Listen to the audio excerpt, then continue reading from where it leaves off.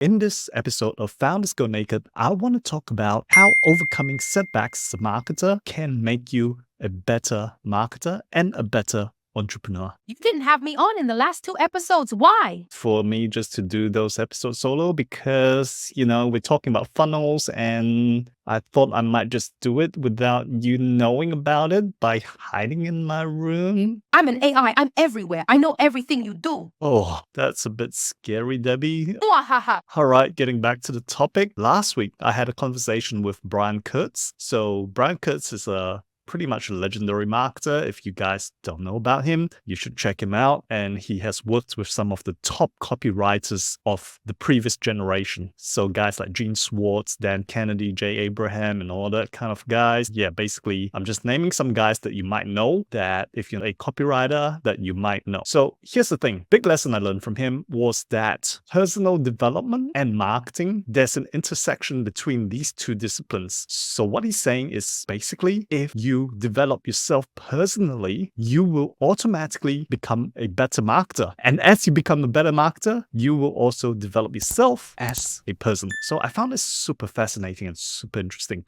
So I thought about it a bit more and how that actually applies to us. But today, I want to talk about it in the context of setbacks. Because as marketers, as entrepreneurs, we all experience setbacks probably every day. And if you're not experiencing any setbacks as a marketer, chances are you're not doing enough as a marketer to become good at marketing, okay? So I think it is so important for us to take setbacks the right way because one famous marketer once said that 8 out of 10 of his marketing campaigns actually do not work and they actually make a negative return. But it is those one or those two campaigns that really work, that they double down on it and they just make that like super big and just get all the revenue from those 1 or 2 campaigns. So imagine, even as a top marketer, he was failing 8 times out of 10 times. Maybe that guy was just a crappy marketer. Yeah, Debbie, I don't know whether he was actually bad. I think he was a pretty famous and good marketer who made tens, if not hundreds of millions of dollars. So I would trust his judgment. And that has been our experience as well. See, the thing is, most people, they're not patient enough, right? They think they just need to do this 1 or 2 campaigns and they will be successful and that's it, they will be rich. But the fact is, you need to test more campaigns. And even when you have a winning campaign, the whole thing is that you want to beat that control. You want to beat that winning campaign by writing better ads, creating better videos to beat the existing campaign, right? So I think it is so important to take failure in this context when you're launching marketing campaigns as in the right way. Think about it in the old days when they launched billboards and direct mail before days of the internet, right? How much that would cost them to launch a billboard, a direct mail campaign, or a TV ad, right? For goodness sake, like that will cost them like literally tens, if not hundreds of thousands of dollars at least to get a proper campaign rolled out. And, there was pretty much no chance of error. Yet these guys, why did they manage to do all these massive campaigns with great success? It's because they found those 1 or 2 winners that they could just keep doubling down on and just ride it to the stratosphere. Right? So that was how it was. And, they couldn't make mistakes back in the day, right? So they had to test with direct mail campaigns, even those cost a lot. Gosh, it sucked for marketers living in the 1980s. So today as marketers, we are super blessed. As entrepreneurs, we are super blessed because we can launch an ad on Facebook within an hour. We could just write it out, have the image done and get it, published in an hour. And we can test to know whether it works in a couple of days. It's so quick and so easy now that we tend to go lazy. And the fact is that we just need to be, more diligent with our marketing. So, for example, when we launch ads, we don't launch one ad. We launch a series of ads. There may be 10 ads that we launch at once with different headlines and all that stuff. And maybe if you combine all the other elements like the images and videos, right, there could be dozens of variations of the same ad, right? Because we want to make sure we know that a lot of them may fail, but we just want those few that actually work then we can massively shave our costs and massively get great results. So yeah, that's one thing I just want to share with you. Coming to setbacks, about how recently we had certain setbacks in our business, right? But I think it's actually taking the whole idea that everything in life happens for you and not to you. And by taking this into account, it's like kind of thinking like, okay, maybe the universe wants me to wake up because this direction is probably not the best in the long term. And I need to just change directions or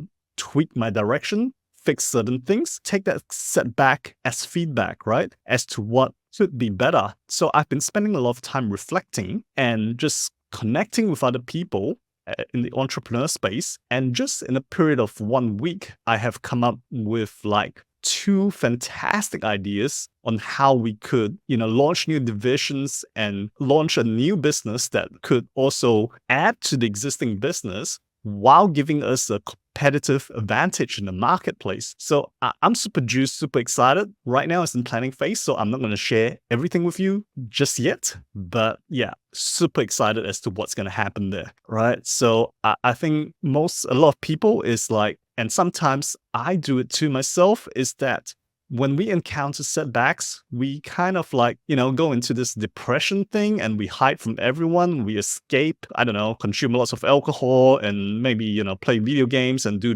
whatever stuff you do, right? Instead of doing that and escaping what the universe is trying to tell us, is like, why not take the feedback and think about what is happening and what is the data, what is the events, what are they trying to tell us? Okay, it's same like when you're looking at ads, look at the ad instead of like saying, oh, well, this campaign completely bombed, let's just shut it down and start anew. But also look at what the campaign stats are telling you, what the click-through rates are telling you, what the landing page conversion rates are telling you, what the sales figures are telling you. And all that is all feedback. It's the same when it comes to life and business in general. If we take those setbacks as feedback, as data to help us to refine our path forward, that is how we launch the better marketing campaign, create a better business, right? So I think these are super invaluable. So don't waste that opportunity. Don't hide it in the shell and hope that goes away, but because it's actually a good thing. So I just want to share a little bit about my life in business. After I first became an entrepreneur in like year 2002, I believe I started my first serious business. In 2008, we had the Great Recession, right?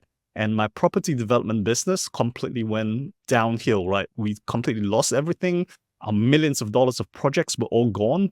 I was in big debt, and yeah, it was a terrible time. But because of that, I managed to focus on my other business, which was my book publishing business. And that business grew rapidly, right? From, I think we managed to grow it threefold in like 12 months because I was focusing my effort on that particular business, right?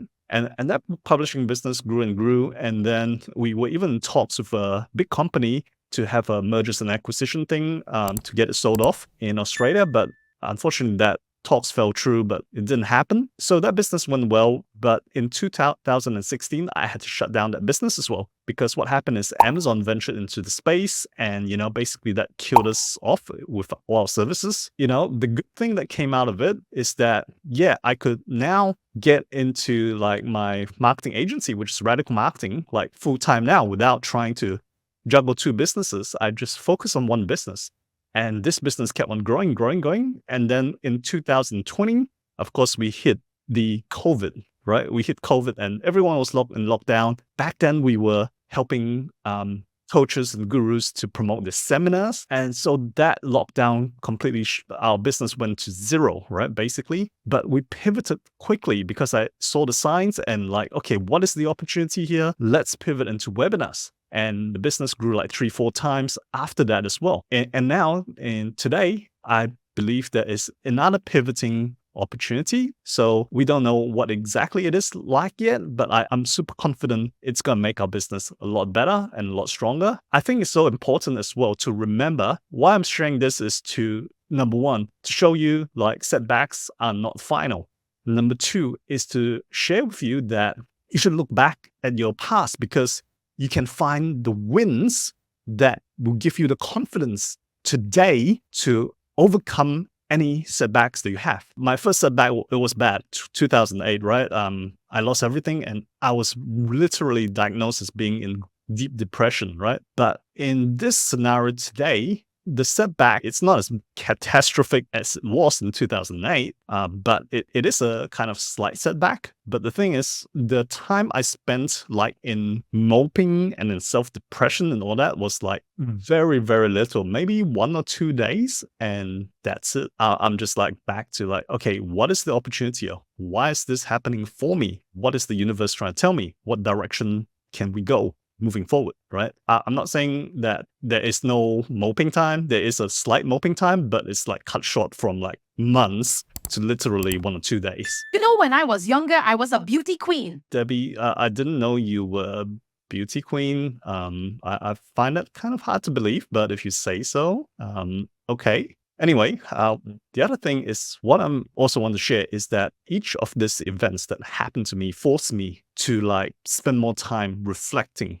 spend more time studying and growing, right? And each time it's built more resilience in me and confidence with me. So that's why now any setback, I can bounce back pretty quickly, right? Without moping too much, as I said. That's why I'm here to make you more resilient by annoying you while you're making these podcasts. Yes, Debbie, I figured out that's why you're here. So thank you for making me more resilient. So 2 takeaways I want to give to you before we end this episode is number 1, the more you develop as a person, the better the marketer you will become. And number 2, setbacks in marketing and in business, they're completely normal. And it's great because it helps you get on the right path. And can I give the final takeaway?